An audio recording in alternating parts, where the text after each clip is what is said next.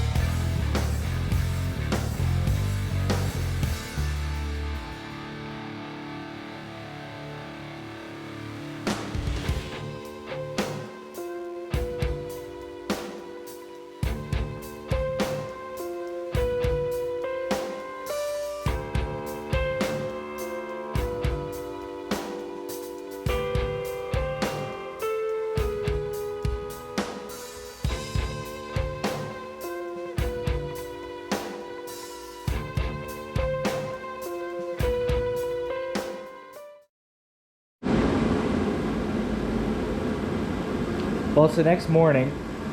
I ran into some issues last night, including the camera battery dying. It's really cold out here, even with the heater going all the time. Definitely not going as quickly as I had hoped, but still making some decent progress. Got the a few of the new fairings on. Working on painting the grill for the seat cover here so that it's black. It was originally like shiny silver to match these inlets here. So I've been working on the fairings. I had to call it quits last night. Just was running into too many issues and ran out of time. But I did manage to get the air filters changed and installed the quick shifter, which is an IRC quick shifter. You can see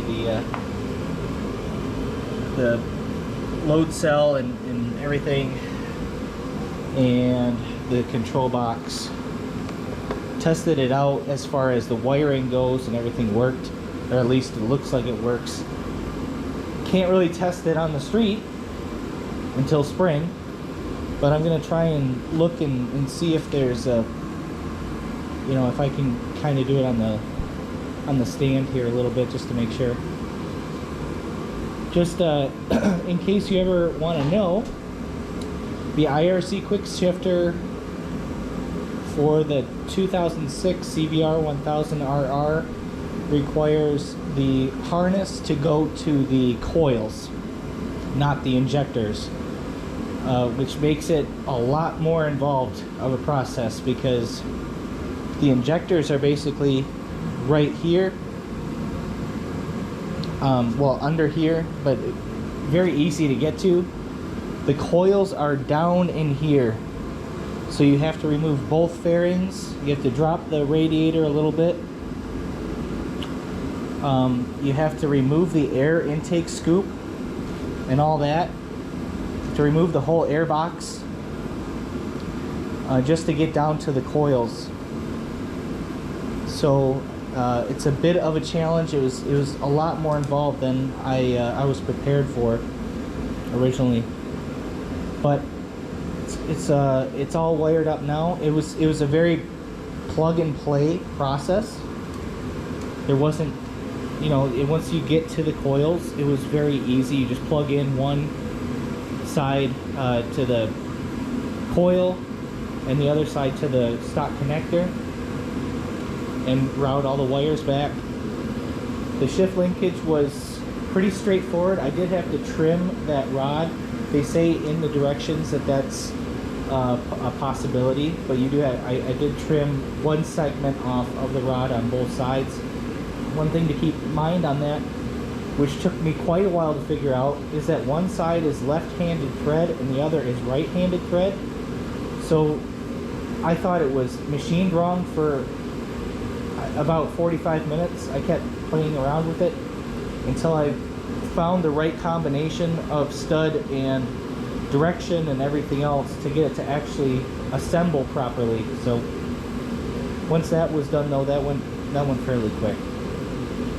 The fitment on these Auctmart fairings is decent for the price. The downside that I found is the included hardware. Unfortunately, they package all the hardware in one container, and it's not separated out, it's not labeled or anything, so it becomes very challenging to try to find the right piece of hardware for the right spot as you go through this. So I had to reuse some of the hardware from the old fairings and kind of use those as a template as I was putting it together, but still ran into quite a few challenges that was pretty frustrating. So just know, I mean, the quality, the paint finish is very good. There is minimal flash. All of the holes seem to align fairly well. You know, there wasn't too much of a fitment issue so much as just a general assembly issue, challenges. There aren't any instructions included, at least none that I saw in the box. So, you know, it is one of those things where it's probably best to either take video or pictures or reference a guide or something on the order, because you can really screw yourself by putting something on and then realizing that you have to take it off to put on another piece. That happened to me a couple of times as well. But anyway, here out in the garage in the morning, it's now starting to warm up a bit, so I'm going to get started and finish this up. All I have left to do is that left side fairing, the front plastics that are around the radiator, some of that's already there because I'm reusing the stock pieces, and the tank cover and the seat. So pretty much the easiest parts, hopefully, is what's left.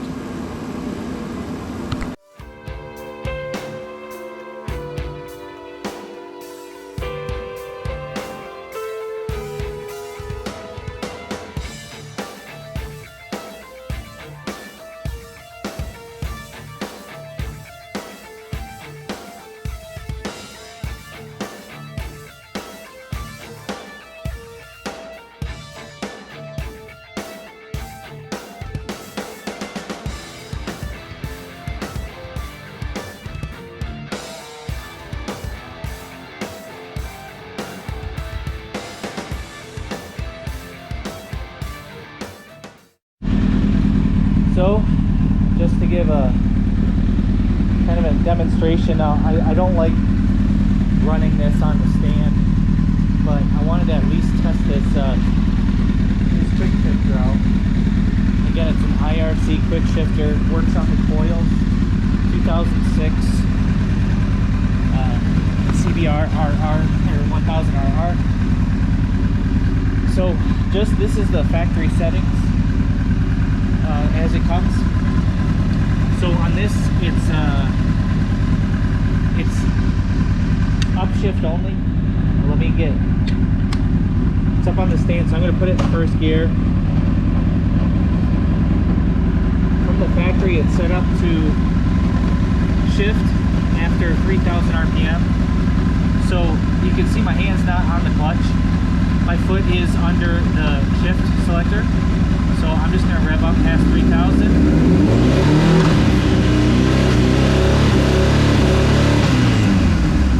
You can hear it went through the gears without me using the clutch. So it seems to be working well, which is awesome, because I really don't want to take this apart again.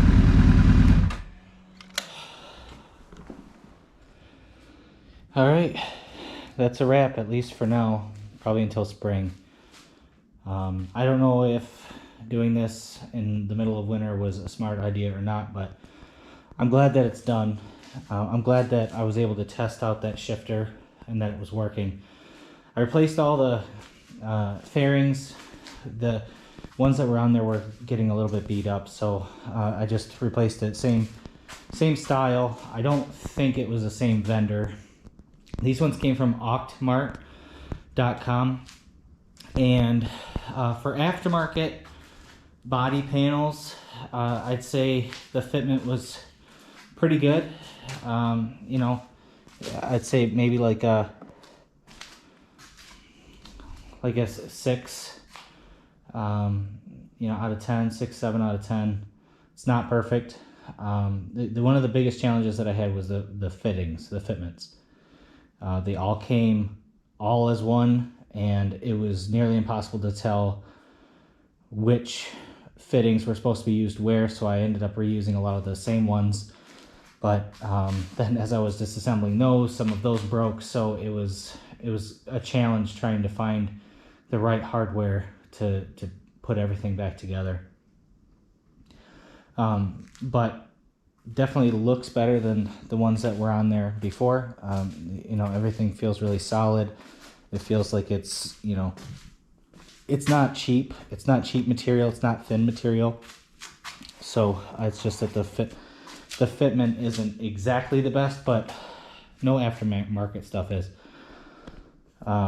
So that was the biggest thing and the biggest challenge, was able to get this cover on again.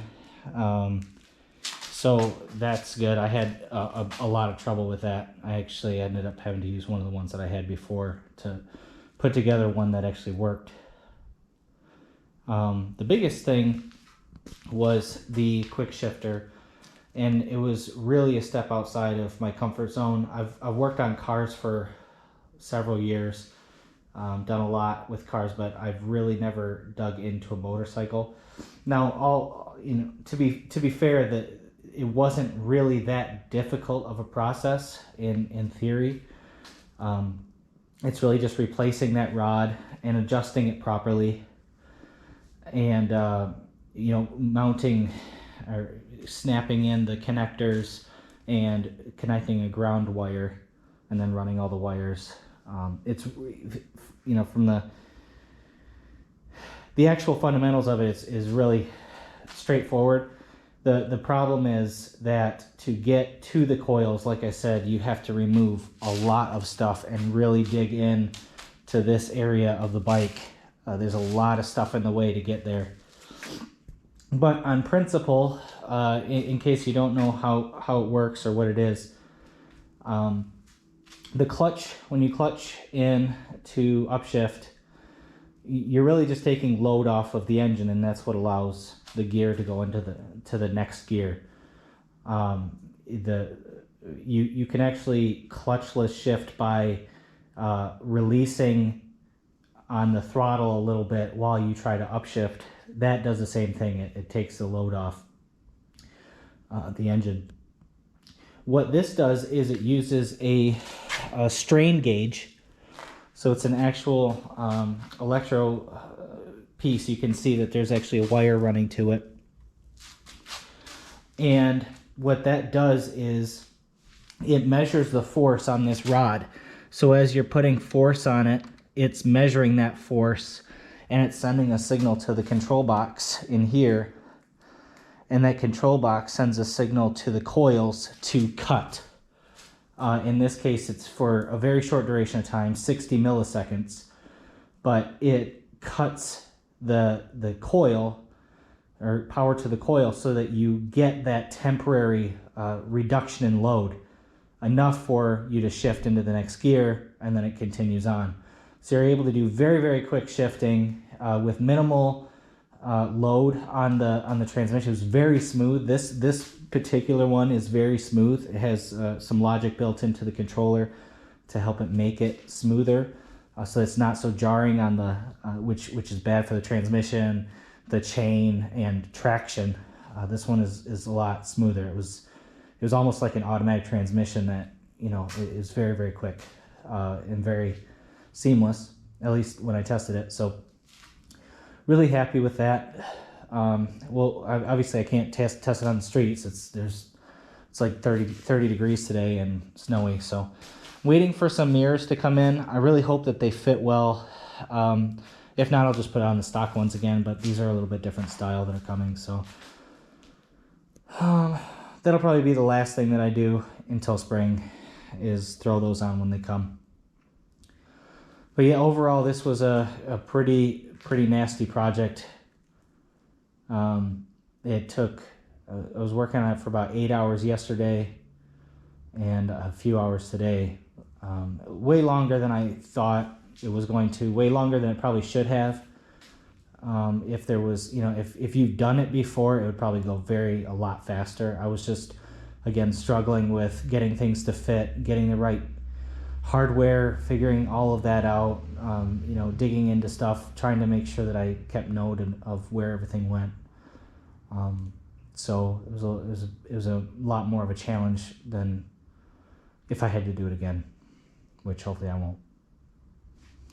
Yeah,